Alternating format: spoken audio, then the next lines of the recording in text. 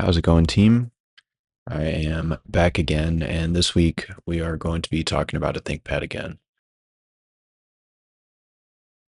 The X201 is a beast from 2010, I think, maybe 2011. I was talking about thermals and wattage and all that when I did the T530 video, and man, I was naive. I honestly didn't think that, all of this got that serious, but the X201 is a whole different beast. It's much thinner, it's much smaller, and that first gen Intel, I mean, it's screaming. I could probably afford to repaste this thing. I pulled it apart. I was getting ready to do it. I kind of chickened out. And I should probably do that sometime soon. That'll help with the thermals. But yeah, it runs hot even with the i5. It's no powerhouse, but I mean, it kind of chugs along, does everything I need it to do. When I got it, it didn't have any storage, and so I threw a like 240 gig SSD in there. It's got a little hummingbird on it. I don't know the brand off the top of my head. And then we also needed a new battery. I got a Jing Yi battery for like $16 on eBay. Said it was coming from California, but it took 3 weeks to arrive, and the manufacturer is Jing Yi, so I don't know if it came from California. I'm not sure. Either or, with those two kind of things together, everything else was pretty cosmetic. Stuff like the track point, the drive caddy, drive cover, and that sort of thing. Right now, I'm kind of double dipping as far as the charger situation goes. I got this thing for like 40 bucks. The way that I saw this was that it was a working computer. Like when it showed up, I could plug in the charger that I already had for my T530 and it was going to work. And it did. And so I think like for that, what I paid isn't like super unreasonable. I think it's all perspective. I think like people who get really good deals on ThinkPads might be mad at me, but as like just a dude who wanted to buy like a 16-year-old computer, I think it was pretty reasonable. Came in under $100 by the time that it was like all buttoned back up and kind of daily drivable. So I say it's a win, and another ThinkPad, otherwise saved from a life in like a box somewhere. Thank you, Big Will, for selling me your ThinkPad X201. Big Will had great taste. This machine's great. I mean, so the X201 is pretty nice. It's got the 16 by 10 aspect ratio.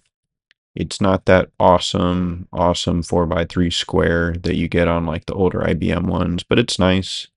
It's a 12.1-inch screen, and it's got that great 7-row keyboard. It's got some cool little like indicator lights on the bezel.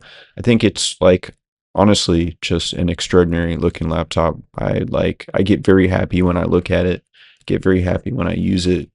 Like it's just a great little thing. The aftermarket battery that I got is, well, A, it's aftermarket, and B, it's the 6 cell, so it's the smallest battery option. And yeah, I mean, I'll be honest, even now that I have everything fully set up, battery life isn't great. I didn't expect it to be though. That's why I paid $16 for this battery. I just wanted something in there.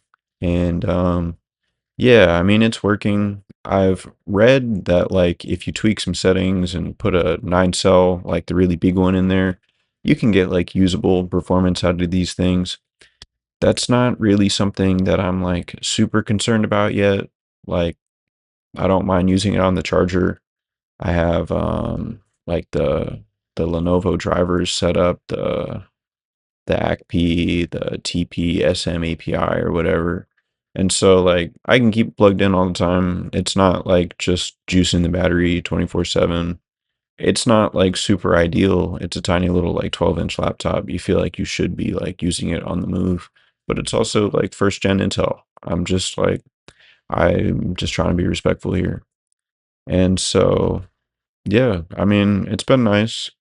Battery life is not great. I think unplugged, I mean, depending on what I'm doing, probably less than 2 hours, to be super honest with you.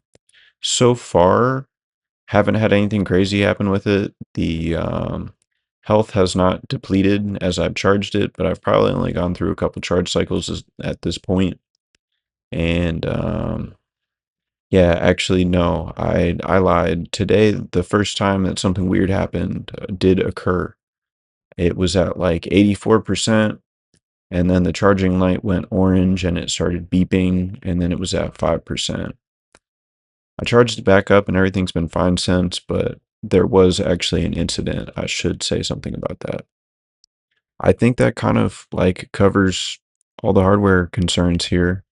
I don't want to spend like too much time talking about like my actual setup on here. It's not that interesting, but I think it's very compatible with the machine.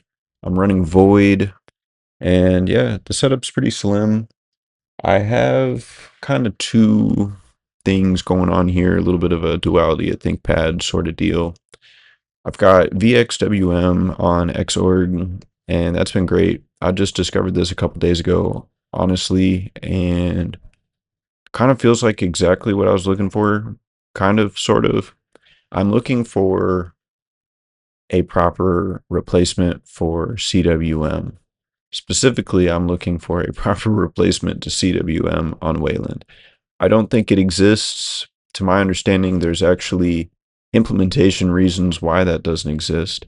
And so for that reason, I'm not super worried about it. And if I really want to see that in the world, maybe I'll try and make it. But for the time being, VXWM has been great on xorg. I'm really enjoying that. But I've been also playing around with I don't actually know what the proper name for it. The website is wayland.fyi. I've been calling it the new Wayland stack. The gist of this here is these guys, they've made a really kind of cool and fresh new take on Wayland. They've re-implemented the Wayland protocol in this really nice, very lightweight, kind of suckless style way.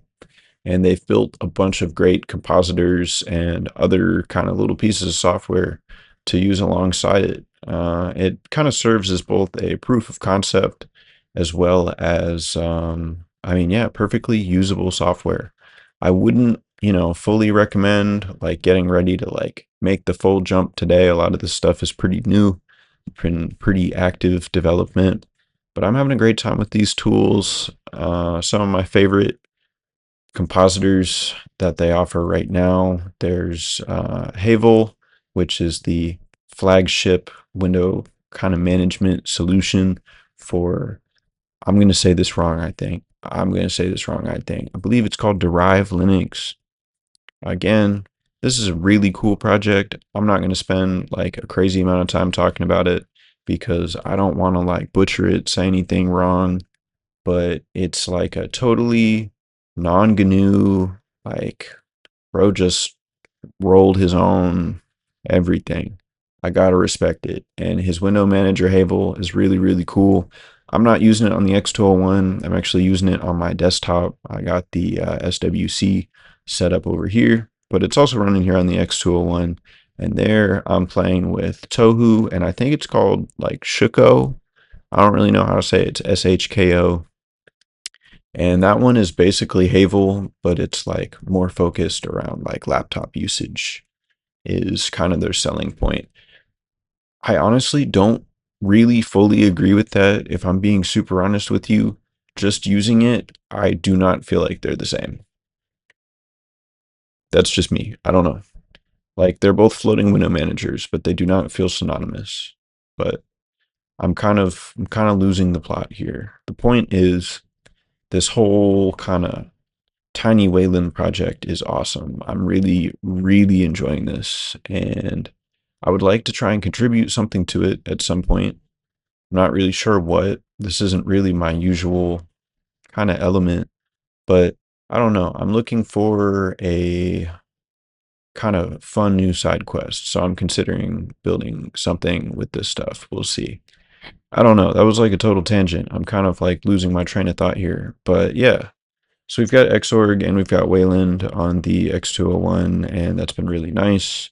We are running Void, and the whole thing is just pleasant. I mean, so this device has 8 gigs of RAM, and I haven't really been bound by that yet. I've Okay, it's been kind of a roller coaster with this thing. Before we settled on Void, I went through like a weird couple of days here. Before my hard drive came in, I used this thing to play around with a FreeBSD distribution called Nomad BSD. And I only booted it like once, and it didn't actually like get to finish what it was doing because it took a really long time on the flash drive I was using. And I don't remember if I interrupted it or the thing froze or what happened, but drive ended up disconnected. And when I put it back in, it thought that it had like finished doing what it was doing, but clearly it hadn't. Things were messed up, and I kind of lost interest in this. And so conveniently, it was then time to put the new drive in and install a distro. So I decided to go back to Void because Void very compatible with this device. I know it, I understand it on some level, and so it felt like kind of a more responsible pick, especially since my goal here was to kind of start getting settled in and comfortable, familiar with the X201. So that's how we got here. Daily use has been nice. I haven't been able to rely on this thing in the same way that I was able to just kind of like start using the T530 for like anything and everything. It does just about anything I ask it to do, but it does so with more friction than the T530, you know? It's a couple years older and it's just, a little bit less of a workhorse. Definitely one of my like main motivating reasons for running these more lightweight setups on this device. Like Void already, we have it running very lean, not a lot of processes, not a lot of background services running. And then paired with this very light window manager, I mean, we're only using like 200 and some change, maybe 300 megabytes of RAM, like at idle. And so by the time that we get our browser going, even something like Firefox with some light extensions like the ad blocker, and I use surfing keys on all my browsers, we're still only hovering around a gig of usage. So, it gives us some breathing room to have maybe some lighter applications open, start opening some other tabs, and then still be able to actually use those things, allocate more resources than just like empty pages and that sort of stuff. I haven't done any crazy multitasking on this thing, but if I'm like building something and I'm looking up docs or anything of that sort, perfectly fine, perfectly usable. VS Code feels fine on here. I haven't really used it very much. I installed it more so because I was curious to see if I could use this thing for my classes. And I think I could if I wasn't doing so much R in my stats class. A lot of those R packages just build forever. I'm sure I could mess with my make flags. I'm sure there's some things I could do about it, but so far it has not been great. Other than that, though, I haven't really been able to upset it that much. And like I said earlier, that kind of weird hiccup with the battery today was the first like mishap that I've had with the thing. And I don't know. I've just been pleased. All right. So just getting through that stuff actually took me a lot longer than I thought it was going to. And so I think that I'm going to kind of start winding things down, at least for this part here today.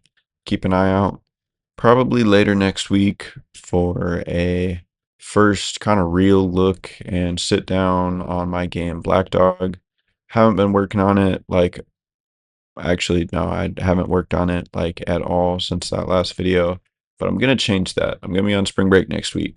And my plan while I'm on break is to catch up on sleep, have a little bit of fun, but I want to catch up on the YouTube stuff. I've been so busy for the past couple of weeks that this has really had to take the back seat.